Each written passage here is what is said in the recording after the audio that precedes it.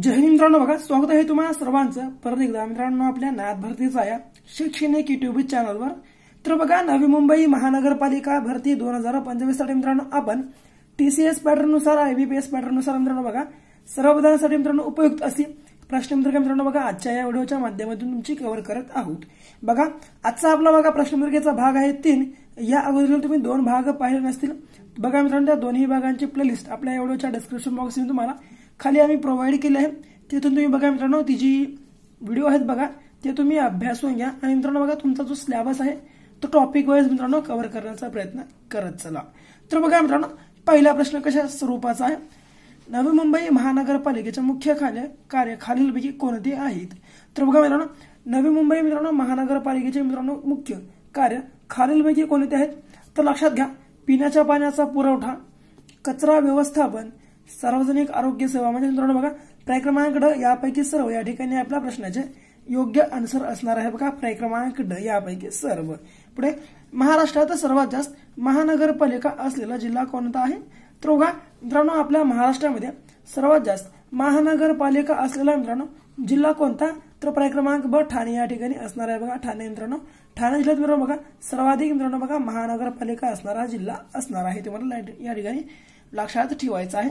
सध्या महाराष्ट्रात एकूण किती महानगरपालिका अस्तित्वात आहेत, तर बघा मित्रांनो आपल्या सध्या महाराष्ट्रामध्ये मित्रांनो एकूण किती महानगरपालिका अस्तित्वात आहेत, तर लक्षात घ्या पर्याय क्रमांक ब या ठिकाणी आपल्या प्रश्नाचे योग्य आन्सर असणार आहे। पुढे गाविलगड किल्ला कोणत्या जिल्ह्यात आहे, तर बघा गाविलगड मित्रांनो हा जो किल्ला आहे हा कोणत्या जिल्ह्यात आहे, तर लक्षात घ्या बघा पर्याय क्रमांक मित्रांनो ड या ठिकाणी आपल्या प्रश्नाचे योग्य आन्सर अमरावती जिल्ह्यात आहे गाविलगड हा किल्ला।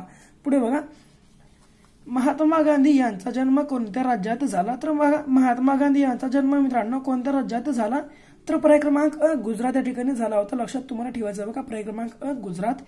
संतती नियमाची पहिली चळवळ महाराष्ट्रात कोणी सुरू केली, संतती नियमाची पहिली चळवळ महाराष्ट्रात कोणी सुरू केली, पर्याय क्रमांक ब दुर्गा भागवत या ठिकाणी आपल्या प्रश्नाचे योग्य आन्सर आहे। पुढे महात्मा फुले यांनी हंटर कमिशन समोर कोणत्या विषयासंदर्भात साक्ष दिली, तर बघा महात्मा फुले यांनी हंटर कमिशन समोर मित्रांनो कोणत्या विषयासंदर्भात साक्ष दिली, तर लक्षात घ्या पर्याय क्रमांक शिक्षण या ठिकाणी आपल्या प्रश्नाचे योग्य आन्सर आहे।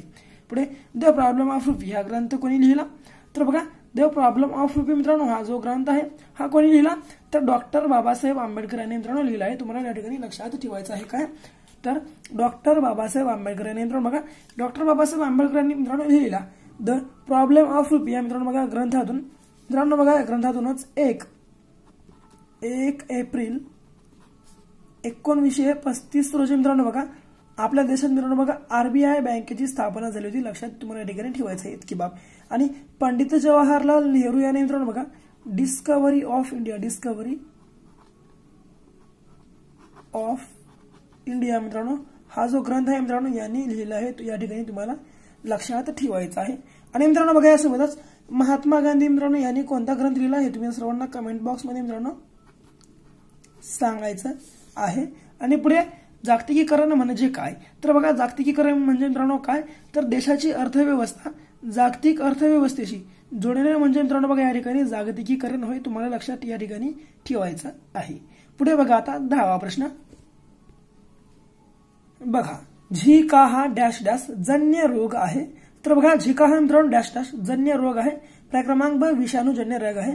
पुढे खालीलपैकी सर्वात कमी अपवर्तनांक कोणाचा असतो, तर बघा खालीलपैकी मित्रांनो बघा सर्वात कमी अपवर्तनांक कोणाचा असतो, पर्याय क्रमांक अ हवेचा असतो। लक्षात या ठिकाणी तुम्हाला ठेवायचा आहे।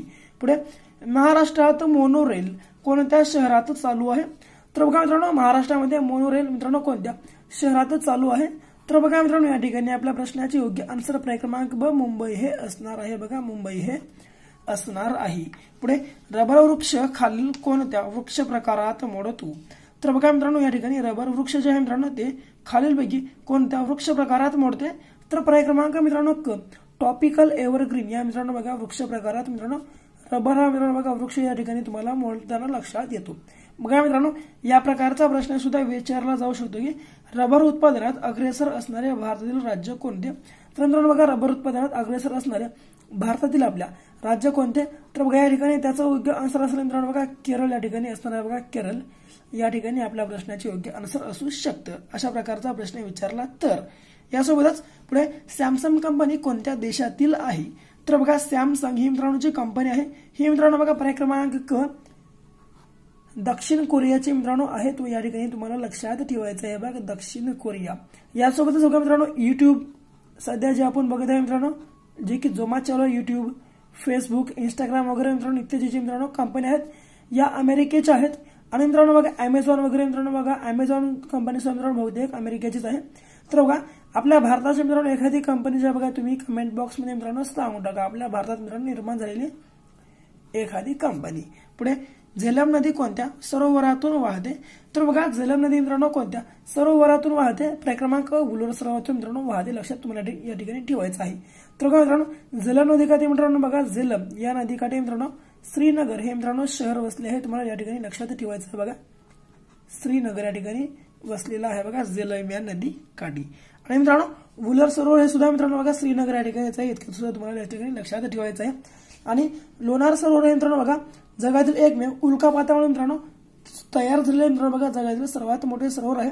आणि मित्रांनो हे जे सरोवर आहे बघा हे बुलढाणा या जिल्ह्यात आहे, या ठिकाणी तुम्हाला लक्षात ठेवायचं आहे बघा, बुलढाणा या जिल्ह्यात आहे.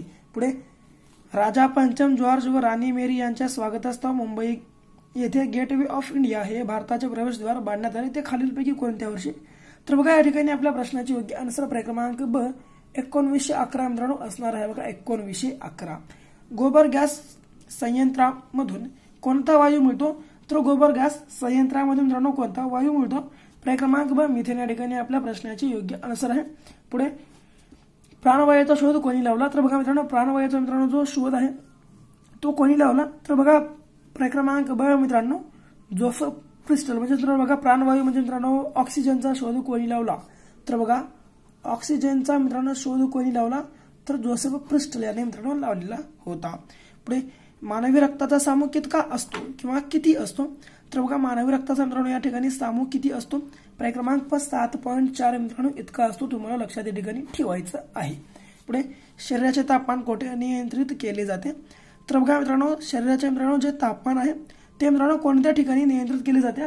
तर लक्षात या ठिकाणी तुम्हाला ठेवायचं आहे बघा, पर्याय क्रमांक ब हायपोथॅलेमस या मित्रांनो बघा या जे मित्रांनो भाग आहे या भागामध्ये मित्रांनो बघा आपल्या शरीराचे मित्रांनो जे तापमान आहे मित्रांनो बघा ते नियंत्रित मित्रांनो या ठिकाणी केलं जाते, या ठिकाणी तुम्हाला लक्षात ठेवायचं आहे. पर्याय क्रमांक ब या ठिकाणी आपल्या प्रश्नाची योग्य आन्सर आहे. तर बघा हवे ते मित्रांनो आपल्याला आपले आजचे मित्रांनो जे की TCS IBPS नुसार मित्रांनो बघा परीक्षेत मित्रांनो विचारण्यात आलेले प्रश्न सहज. जर तुम्हाला मित्रांनो हा आपला व्हिडिओ आवडला तर आपल्या व्हिडिओला बघा मित्रांनो लाईक करा, तुमच्या विद्यार्थी मित्रांसोबत सुद्धा अवश्य शेअर करा. आणि मित्रांनो तुम्ही बघा आपल्या चॅनलला आतापर्यंत सबस्क्राईब जर केलं नसेल नक्की बघा आपल्या चॅनल मित्रांनो सबस्क्राईब देखील करून घ्या. भेटू परत अशा एका नवीन व्हिडिओ सोबत, तोपर्यंत बघत राहा आपलं आवडतं एज्युकेशनल युट्यूब चॅनल. धन्यवाद.